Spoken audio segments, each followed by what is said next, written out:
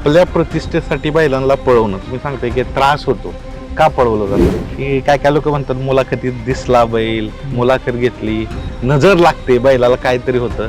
तर तुम्ही काय मानता, लागते का नजर? तशी गोष्ट असते का? बैलांचं कमी पळणं, बैलांचं थांबणं आपल्याला मान्य नाही. आपल्या दिवसभरातल्या काही अडचणी असेल किंवा आपल्या आयुष्यातल्या काही अडचणी असेल तर ते आपण ज्यावेळेस गोठ्यात येतो त्यावेळेस आपल्याला त्यांच्याकडे बघितल्यानंतर, त्या नंदीकडे बघितल्यानंतर त्या सगळ्या गोष्टींचा विसर पडतो आणि एक नवीन प्रेरणा येते. आज तुम्हाला एक साधं उदाहरण सांगतो. या बैलगाड्यामुळं आज जे रिलेशन तयार होतं, समजा आज माझं एखाद्या तालुक्यात रिलेशन नव्हतं, त्या तालुक्यात रिलेशन झालं, मग तो एक घरोबा तयार झाला नातेवात्याच्या पलीकडे, रक्ताच्या नात्याच्या पलीकडे.